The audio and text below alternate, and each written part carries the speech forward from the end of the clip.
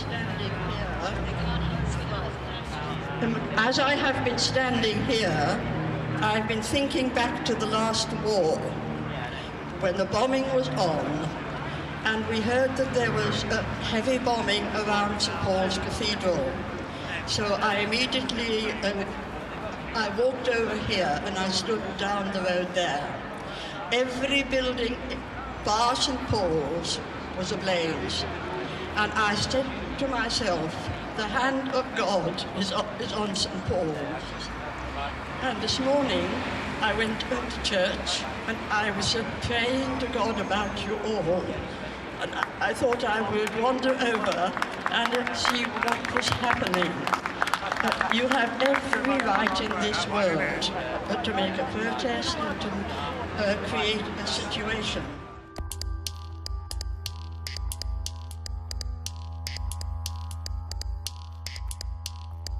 I think there's certainly a disparity of justice going on, which is a theme that's been occurring really for centuries, but when it starts affecting the middle class, people notice that there are multi-tiered justice systems, and some people have always been getting away with the worst crimes, and some others never get away with anything.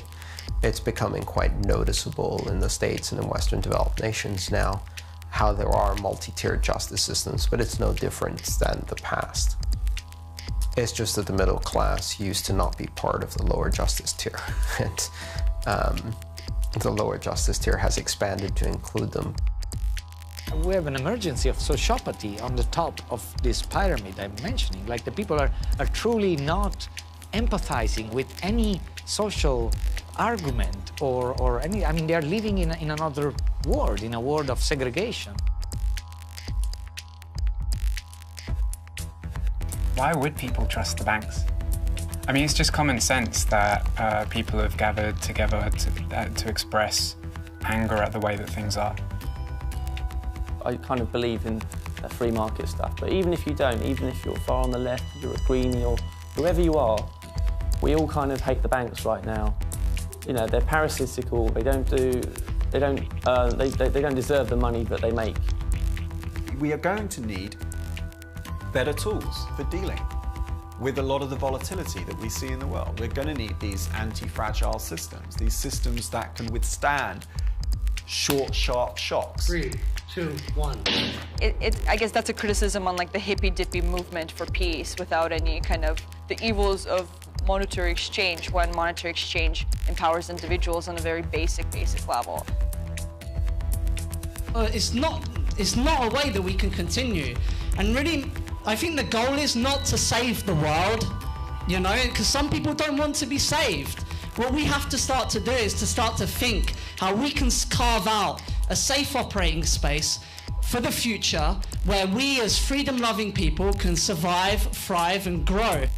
The idea was how to introduce a kind of like hyper-real antagonistic symbol to what we see as a hyper-real order, one that would just induce endless reversions and cycles of trouble that couldn't be answered in traditional ways. So it'd be one thing to just give you a gun, well, you just get arrested, right? But to give you the capacity or potentiality of a gun in the internet, in its kind of infinite replicability and ever-presence, all over the world, was a challenge that a kind of gift that the world system just couldn't respond to.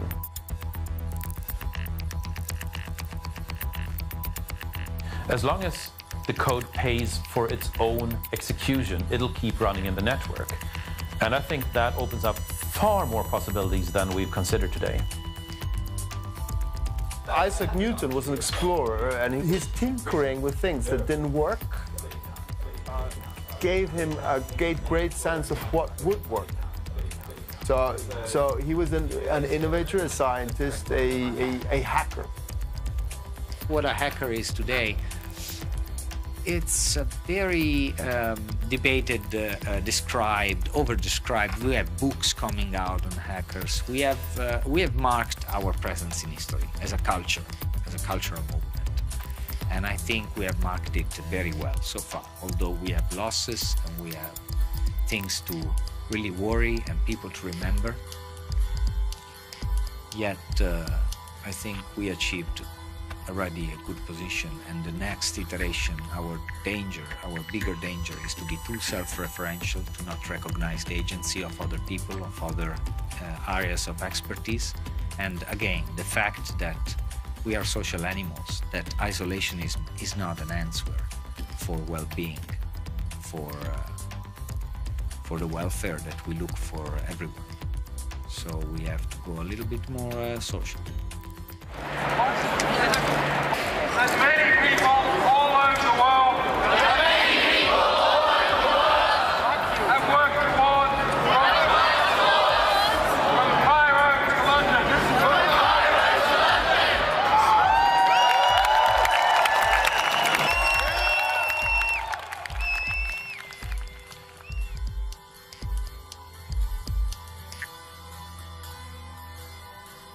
To me, this brings back Phil Zimmerman, who was the guy that originally wrote Pretty Good Privacy, which was the mother of all crypto inventions. So he took this work from academia and from the military, turned it into this package that offered military-grade encryption for civilian email, and basically fired the first shot in this kind of 20-year cypherpunk war. And, Zimmerman fought like hell for about 5 years with the US government. They used to have to take the source code of PGP, print it out into books, export the books, and then scan it again to get through a technical loophole with the US law about banning the export of cryptography software, but it was no longer considered software if it was in the form of a book. And, the fact that the government was willing to go to these extraordinary lengths to try and control cryptography was an indicator that cryptography was fundamentally important. And here we are now, 20 years later, we're up to our eyeballs in the Snowden problem. This was exactly the problem that Zimmerman was aware of as a potential, and he turned out to be exactly right in practice. But because we never mass deployed civilian cryptography of a high enough standard, we turned out to have almost no defense against the government when it came to this huge power grab that they've made. Professor Lawrence Lessig, who in 1999 wrote his book entitled Code is Law, technically it's Code, and Other Laws of Cyberspace, but really the mantra that came out of that was Code is Law. The second is Gabriella Coleman, an anthropologist and scholar of hacker communities and online activism, who has written about code and activism and how code and free speech really align. And we saw over the past, I'd say, almost 2 decades, this evolution where people didn't merely view computer code or the infrastructure that's built up around that as something that's external, like a bridge, but instead people viewed it as a means of expression. I think there's a rather large symbiosis between the hacker community and the WikiLeaks community. The hacker community tends to regard truth and transparency as sacred values.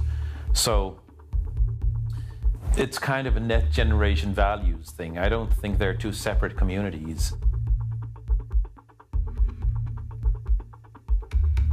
At the same time in which WikiLeaks leader Julian Assange, was awarded with the Sam Adams Prize for Integrity in Intelligence. For the first time, a known military person was awarded this prize, opening up effectively in history the debate for what we need to do to actually evolve the way intelligence works in our time, cutting off without a sentence that way to actually receive donations from people that appreciate that effort.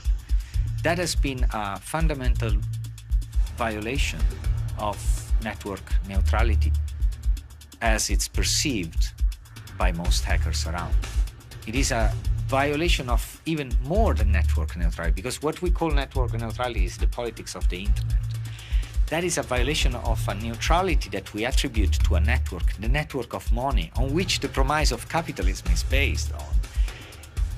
That we can't just look over and just go on with. That's what most hackers thought.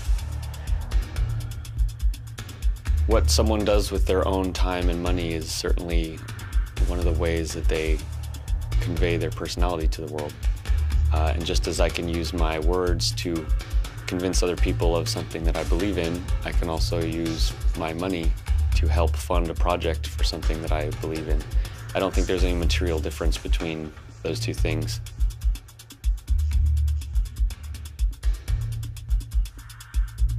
The WikiLeaks financial blockade woke a lot of people up to how unhealthy it is that the United States-based financial system essentially has a finger of death that they can point at any organization worldwide. And that is a serious vulnerability. That is an unacceptable single point of failure. That essentially means that the US government holds a kill switch for everybody's organization. Let that sink in for a minute.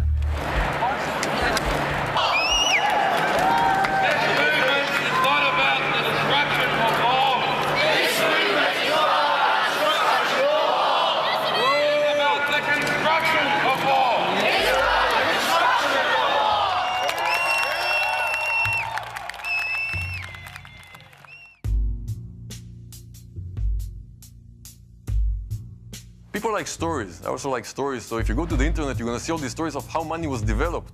Somebody invented it, but it never happened like that, right? It's like language. It was developed in many different parts of the world. Nobody fought, nobody sat and said, okay, I'm going to think about the concept of money. I'm going to invent currency. It didn't happen. Then that's why it's so hard to understand it, because it's just intuitively, as humans, we use this thing. Right, can you tell me if most of the banks in Europe are owed money by the other banks of the other states in Europe, plus a few outside, how can they all raise each other out of the swamp when each one that props up another one will, by doing so, go down itself? It's just not something people ever questioned before or wondered about. I mean, I asked people, you know, in all sorts of countries, in your high school, you know, your secondary education, did they ever sit down and explain to you how money comes into existence? And I haven't found a single education system yet where that's discussed as part of the core curriculum. It's a complicated issue. Do we want to teach people, or do we want people to learn about the nature of currencies, the nature of payment systems, the nature of local currencies? I think the answer would be, it would be good to teach them about it, but we're facing an uphill battle. And the reason fundamentally comes back to the state's desire to hold a monopoly over the payment systems.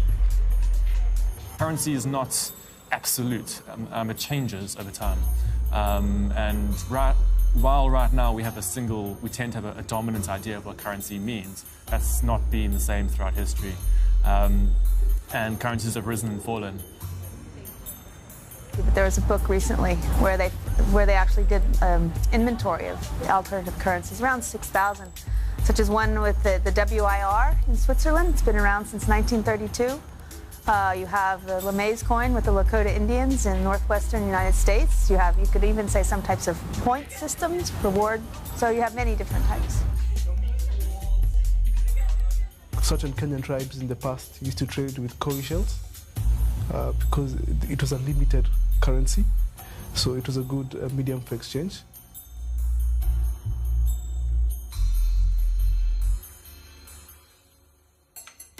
Let me get to your main question, which was this relationship between, say, alternative currencies and debt. So one thing that's interesting when you look at things like the level of debt following World War I, where debt levels kind of climb, of course, leading up through the Great Depression, after World War II, and again today, as you see these kind of spikes in debt levels. And alongside that, you have the introduction of new types of currency, new alternative currencies during the 30s and 20s.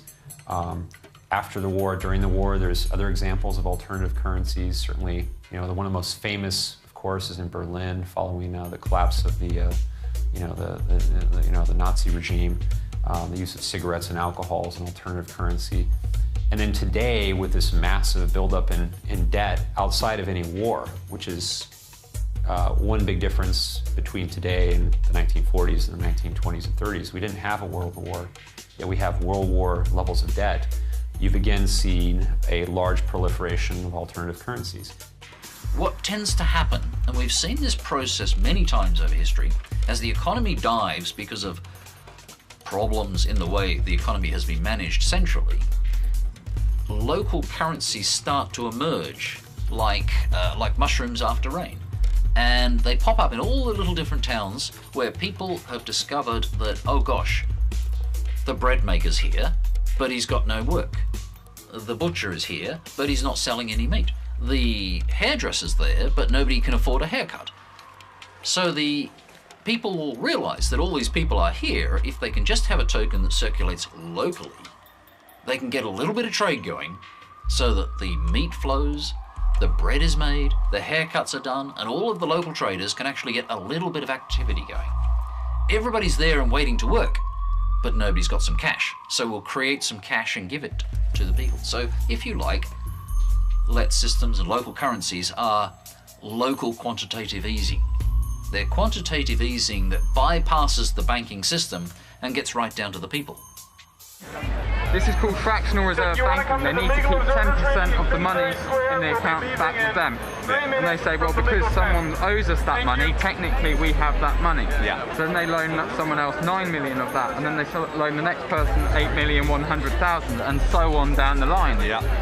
And then they've effectively laundered millions and millions of pounds worth of cash just off this 10 million that they were legally allowed to create. A great Ponzi scheme. A great Ponzi scheme. And the human mind is perfectly able to deal with a huge amount of coins rather than just one fiat currency and a single note design and a single coin design. We can do even more than that, but we forgot it. Over time we got used to this central system. We can go back to the other system if we want. The world of finance is extremely jealous of its territory. As soon as they see a version of finance popping up, even if it's just a little internet toy payment system, they get rather aggressive. Phone calls are made, the central bank is annoyed, the FSA is annoyed, the various regulators are annoyed, and they are pushed to do something about it. In the late 90s, after DigiCash, there were a lot of different ventures starting up and getting into the business, and a lot of them failed, partly because they got no support from the finance people. One particularly famous system was eGold. eGold started up in about 97 doing gold on the internet, and built up its base up until about 2000 or so, when it started to become profitable and started moving forward. Unfortunately, eGold got into trouble, came to the attention of the feds, and the feds walked in there with weapons, SWAT team and so forth, and took them down. After a period of 2 years worth of court cases, the whole thing was basically rolled over, and although eGold was still running, huge numbers of accounts had been seized, nobody particularly trusted it, and nobody particularly trusted the result. In essence, it was shut down. Getting rid of the network's a different matter than your hard drive failing or a subpoena against a server. The problem with our classical view of payment systems, Alice pays Bob but goes through Ivan, a server, is that somebody, it doesn't have to be the state, it can be anybody, can attack the server and shut it down, or steal money, or etc., etc. Because we couldn't do decentralized currencies, we did centralized ones. And here's where Satoshi Nakamoto had his, shall we say, his genius stroke. Let's not use some sort of heuristic. Let's not use some sort of algorithm. Let's not use some sort of hierarchy. Let's do a lottery. Let's create a lottery. We don't care which of the transactions goes forward, as long as it's only one of them. I kind of have been calling myself a decentralist, which is this notion of preventing anyone from having so much power. We don't really care anymore which transaction was accepted. We only care who's got the biggest number. And that is something that we can guarantee cannot be spoofed, cannot be attacked, because the calculation of the hash, the proof of work thing, is this magical cryptographic blah, blah, blah. Not depending on traditional cryptographic security, but really depending on economic incentives to encourage good behavior. And as long as they work on a macro scale, the whole system remains secure and has this distributed consensus property. So if I give it an input, which is different, I cannot create that big number without going through massive amounts of processing. Everybody is therefore on the same footing. It is therefore a lottery, a fair lottery across all of the machines. One person gets to win the lottery, they get paid their 25 bitcoins for that, and that person is the one who chooses which transaction goes through, and therefore we've solved the double spending problem. Messages are sent on a best effort basis. Nodes can leave and rejoin the network at will, whilst trusting the longest proof of work chain whilst they were gone. This is all about what happens when we turn our backs on the system. Here's the difference. If we had a 51% solution in an election, like in a democratic election for a political party, that 51% would be able to temporarily, in a democracy without any other checks and balances, seize control of the governing body and make changes. What changes could they make? A coup would go too far, so they would probably be subtle changes, but in most democracies those changes would reverberate through 4 years of governance until they get kicked out. Well, in Bitcoin terms, that's 10 minutes.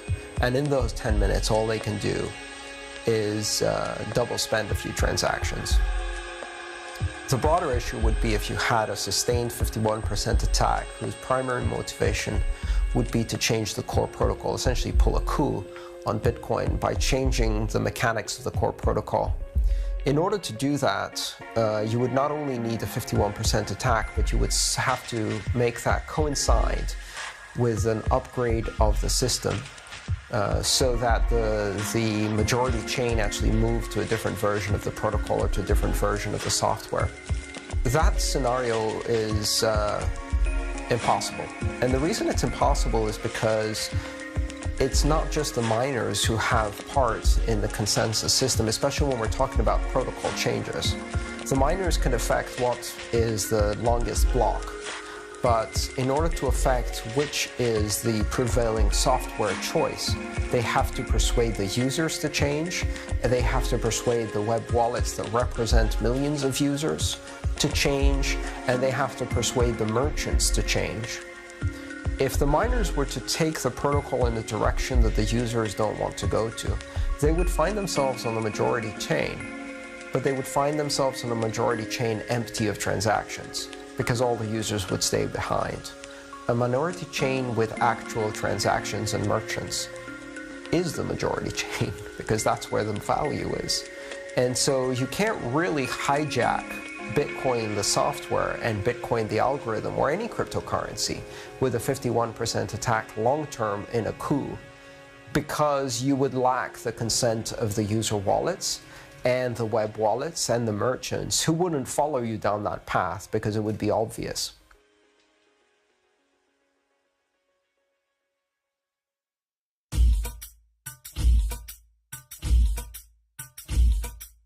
I said, sure, I want to know about Bitcoins. Apparently I had some at that point, and it's like somebody had sent them to me, but I didn't really know anything about them, and they were kind of in some wallet someplace on the internet. But I'm like, sure, I want to know about them. So he came up, and we had lunch with Gavin Andreessen. And we had lunch with him at a Thai restaurant, and actually I picked up his tab, and he paid me back in Bitcoins when he got home. So he sent me the Bitcoins, and they were worth 25 cents at the time. And I guess if he had a $9 tab, we're talking about 36 Bitcoins, which are worth getting on up to about $4 grand right now. So It was a very profitable lunch for me, and I'm glad that Gavin came out. But so we learned about Bitcoins that day. He talked about them. We were a little skeptical. We were like, well, you know, there's been a lot of alternative currency ideas floated about in the libertarian community before, but you know, we're interested. So we talked about them on the air, and I think it was that night, and it might have been the night after. I'm not 100% sure. Let's look at it just like as a small phenomenon. It was people that were going on online servers, like casinos, playing among themselves, and actually the service providers had nothing to do with them, their community, their money, and what they played and what they loved playing. So they just wanted to play by themselves. They just wanted to have a channel to have transactions among themselves as promised by the game and go on and play it. These people got very early, in a very early stage, involved in Bitcoin because of a need, because of a felt grassroots need. Now, pardon me if you have like really strong political beliefs that grassroots must be only people fighting for social justice, but I think that we must also see some constituency into the fact that people are coming out of the system in a transversal way of the system that forced them into entering the temples, the palaces of the automatized administration of their games and build their own little community. Yes. That's why I'm interested in it, is because it is a brilliant way of resistance without violence. These are usually the best ways to change people's minds, because if you have to get violent, then it's very easy for the opposition to vilify you, and often with very good cause. Bitcoin doesn't have a strong property right that allows top-down control of the Bitcoin systems. Because it was originally written in a very anarchist form where it was run by voluntary cooperation, there is no owner of Bitcoin. So if Bitcoin had been developed by a proprietary company, Bitcoin Inc., there'd be no denying that when it came push meets shove, the property right would decide who was in charge and Bitcoin Inc. would own the Bitcoin network. The kind of anarchist vision is very, that community is very small in Bitcoin, I find, even though it was the community that maybe birthed it. Our IRS, our tax office, has said that Bitcoin is property. New York State and California and others are trying to regulate Bitcoin as money.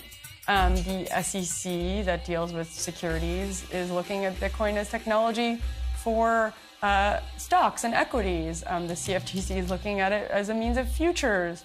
The Fed is looking at it as a new form of central banking and issuing money. So I do believe Bitcoin is not just one thing. It's many different things to many people. But what's underlying it is this open source, peer-to-peer network and protocol. And without that, you couldn't have any of these other uses. Crisis, the word crisis actually has the same root as the word critique. So a crisis is at any moment in history when the status quo stops functioning. And so the natural result of a crisis, or the natural reaction, is a critique, which is where people come in and they point out why the system is not functioning properly, and they propose alternatives. So in that sense, of course, I mean, it's natural that the global financial crisis of 2008 and onwards, I don't know where you draw the lines, it's only natural that crisis sparked a critique, and I think Bitcoin is part of that critique. It's a group of people saying this is an alternative way of managing money. Is effectively the future, and the faster we embrace it, the farther we will be ahead when the game changes. In a world where we're increasingly moving away from physical cash towards more electronic transactions, you kind of start to need a digital equivalent of cash. And I think that's a really important role to play. So, but if you actually look, say, for example, cash in our current society, it probably only makes up, I guess, probably 3 to 5% of the money supply. I mean, I'm not sure if it's even that much. So it's actually quite a small part of the actual transactions that we do. but it is an incredibly psychologically important part of the transactions that we do. And without it, people would be very unhappy, I suspect. So if Bitcoin can fulfill that role in the sort of, cashless world, kind of this digital version of this thing, that's a very positive thing.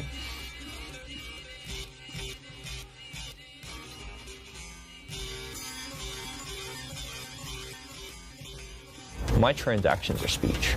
Bitcoin assumes that I'm free to go publish those transactions. I'm free to tell other people about that information. Bitcoin assumes that data is easy to spread and hard to censor. That's a fundamental assumption in how Bitcoin works. When I'm building my next business, I will not accept anybody else, in particular not for a foreign power, to hold a kill switch to my organization. So I think that blockade of WikiLeaks will have much more far-reaching implications for the price of Bitcoin and for the adoption of Bitcoin than what we've seen in these years, because it planted an idea that I don't like the concept of a kill switch to my organization. And people will start rebuilding that, and it'll take years before we see the full impact.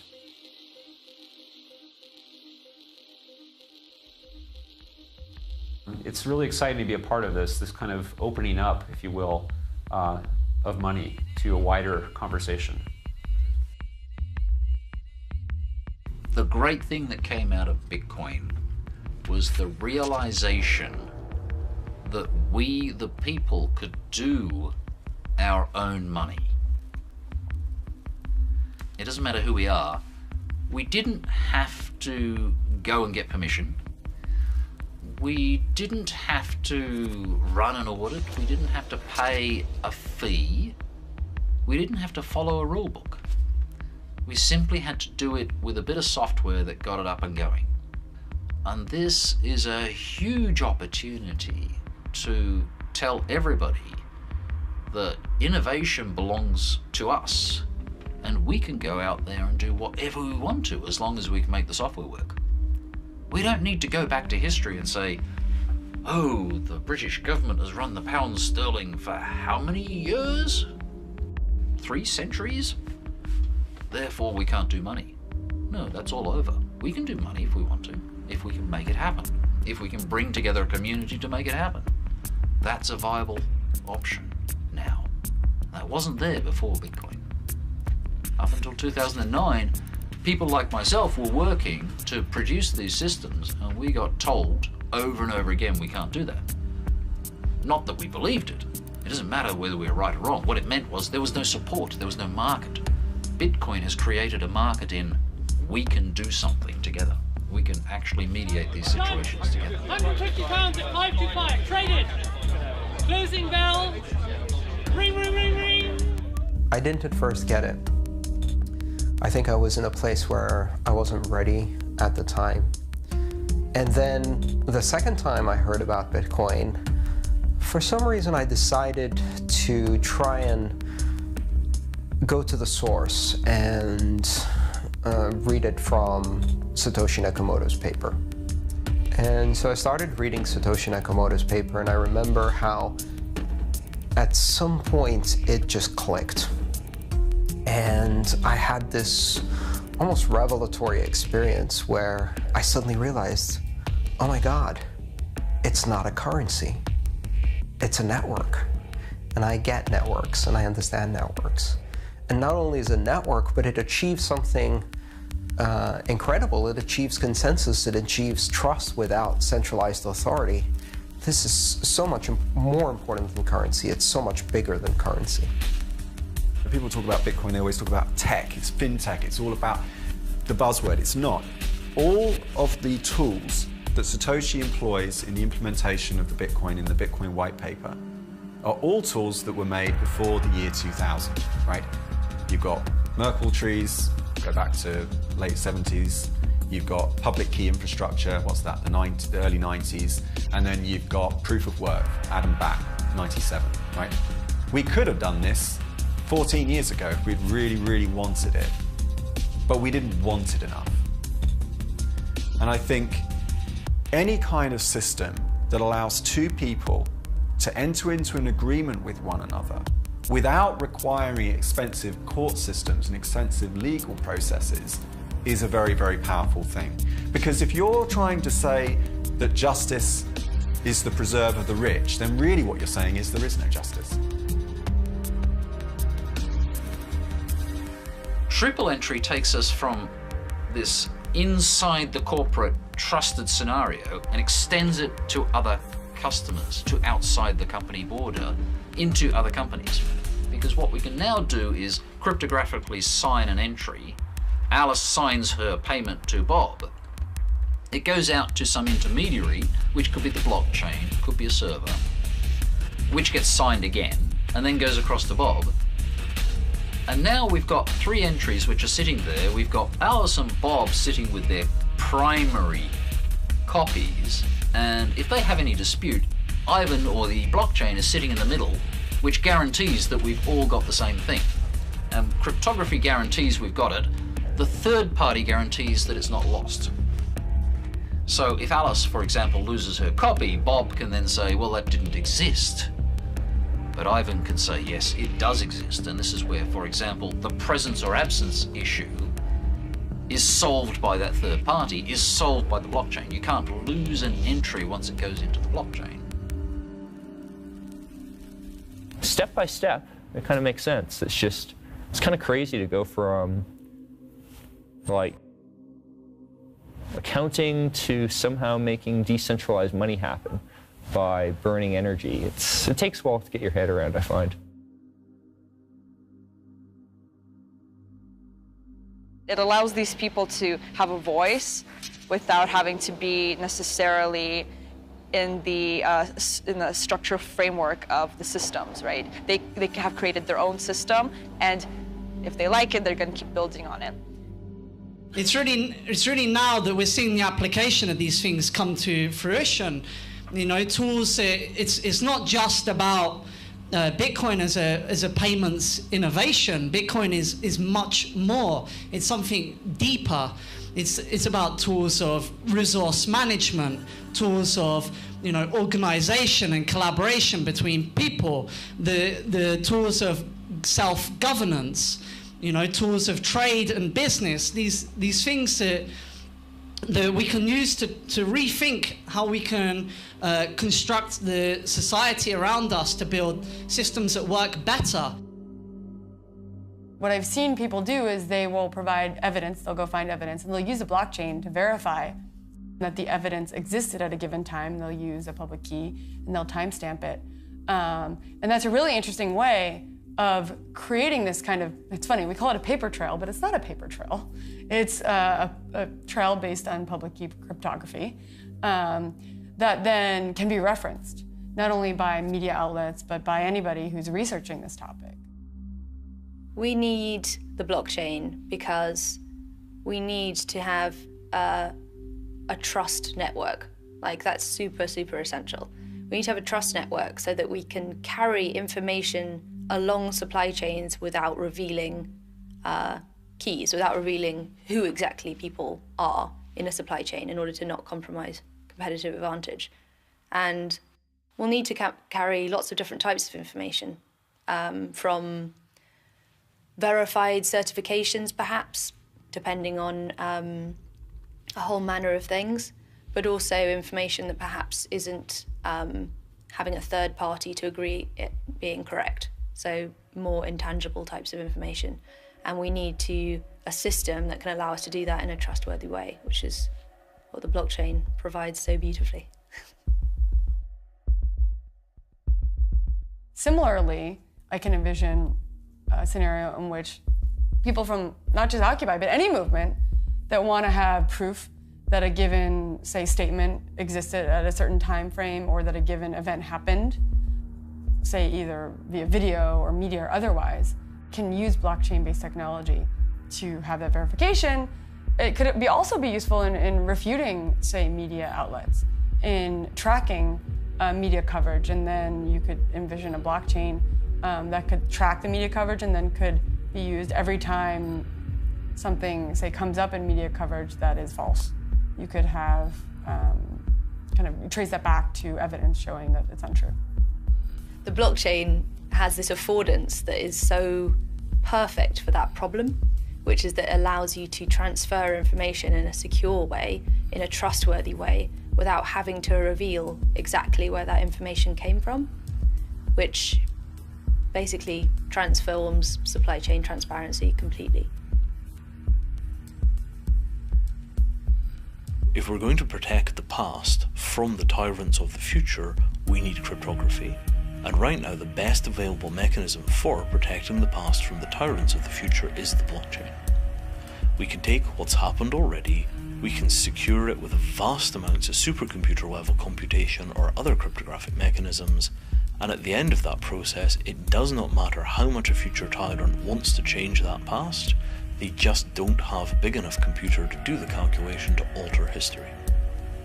It is critically important that we protect the past from the future, because if we don't do that, in 50 or 100 or 200 years, Gandhi will never have existed.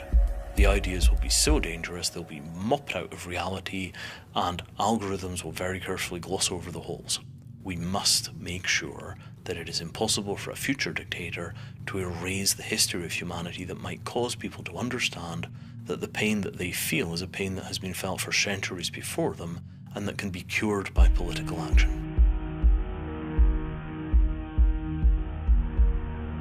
I see a lot of parallels with the early internet, and to me Bitcoin is a platform, and it is not just one but a series of protocols at a very basic layer. It is a peer-to-peer network for rapidly propagating blocks and transactions. On top of that, you have a TCP-like almost transaction layer within the scripting language inside the transactions.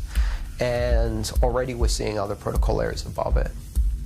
One of the things that people don't realize in retrospect, looking at the internet today, it appears as if it was the perfect protocol and that it never really had much competition. But that's not true. Even TCP/IP had plenty of competition and also plenty of criticism. Throughout the 90s, the prevailing attitude from the telecommunication providers was, this will never scale to the level of voice. It can't do quality of service. It can't do video. It can't scale to large levels. And that's why we need to continue using these legacy fiber optic networks. Today, all of those legacy fiber optic networks are running on top of TCP/IP.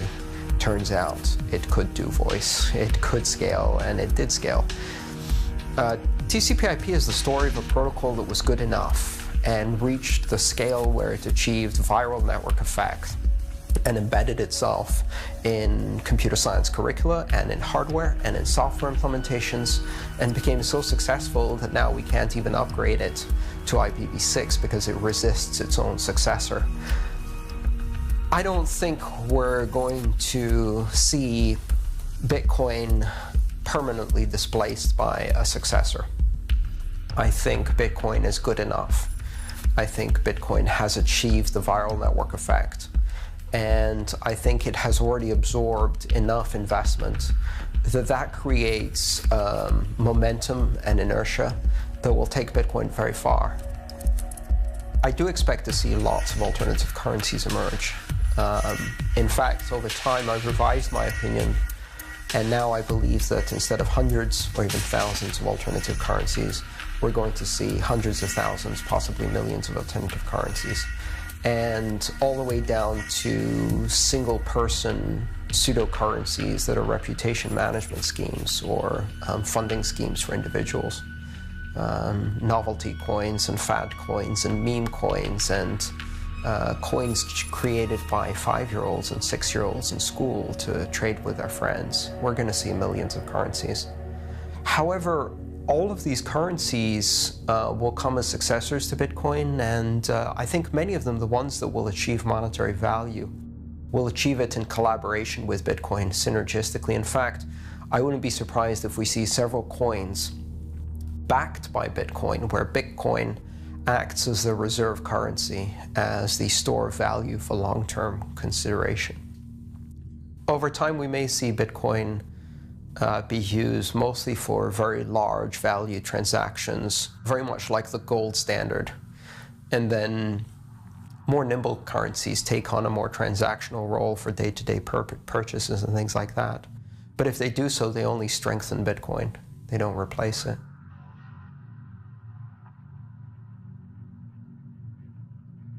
Imagining the future, on what it means futurism today, and on what it really means to envision society thriving with humans in there in the future. Now, I'm not asking for purity at all. I love cybernetics and the Cyborg Manifesto by Donna Haraway and everything that came after that. So I think we can be transversal enough to cross several fields, but we have not to forget we are also humans and we live among humans.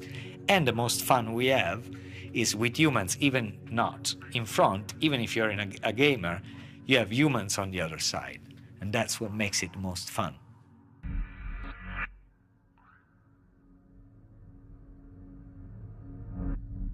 Let me start with the quick story of what is the state. Max Weber's definition of the state is that the state is the entity that has the monopoly on violence inside of a bounded geographic territory. Legitimacy. So the problem is that in the places where you really need to identify the state, like say Gaza, this test fails. Because there is no monopoly on violence, but there are 4 or 5 entities that all act like the state, and to all intents and purposes there are many states sharing a single territory. There's no monopoly on violence, but there's plenty of guys with guns running around telling you that they're in charge. So I prefer to say that the state is any entity that can retroactively pardon a crime. If you pardon murder, you get an army. If you pardon assault, you get police. If you pardon theft, you get taxation.